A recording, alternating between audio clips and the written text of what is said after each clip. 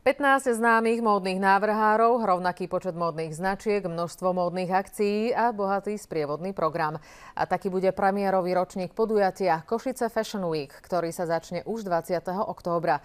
Okrem predstavenia popredných návrhárov zo Slovenska, Česka aj Ukrajiny je snahou organizátorov podporiť mladých módnych tvorcov a pritiahnuť k móde aj deti.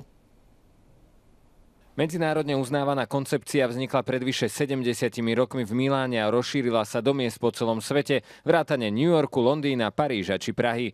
Košice sa už o pár dní stanú iba 13. a zároveň najmenším mestom s právom používať značku Fashion Week. Je to vôbec prvýkrát, čo sa takéto veľké módne podujatie na Slovensku robí a má zároveň nielen slovenský, ale aj európsky rozmer. Podmienka je, aby tam boli najlepšie priestory, najlepší návrhári a samozrejme dohoda s organizátormi, ktorí to vymysleli. Košice sa stali ideálnym miestom na takéto módne podujatie aj vďaka novým priestorom vybudovaným v rámci projektu Európske hlavné mesto kultúry. Tie budú v rámci týždňa Košice Fashion Week naplno využité a príležitosť v nich dostanú aj mladí tvorcovia. Ja to vidím ako veľmi perspektívnu príležitosť pre zamestnanie mladých ľudí u nás a verím, že mnohí mladí návrhári, ktorých v týchto dňoch uvidíme v Košiciach, budú raz vystavovať na svetových molách. Košický Fashion Week sa inšpiruje najmä podobným podujatím v Prahe, ktoré má už za sebou 4 úspešné ročníky. Podobne ako v Česku, ani v Košiciach nebude chýbať prezentácia módnych ateliérov vysokých škôl či výstava fotografií zo zákulisia módnej show.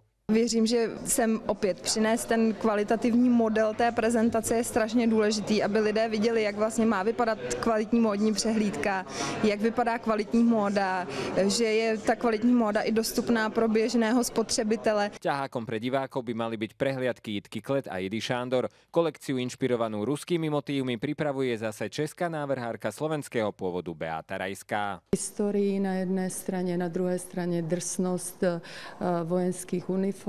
Snažili sme sa dotiahnuť tu hlavne tých ľudí, ktorí vyrastali u nás, ktorí sú od nás a ktorí vo svete už, by som povedal, niečo znamenajú. Premiérový Košický Fashion Week bude mať aj charitatívny rozmer. Výťažok z pripravovaného gala večera poputuje na prevenciu boja proti rakovine krčka maternice. Ivan Kryšák, Teatry.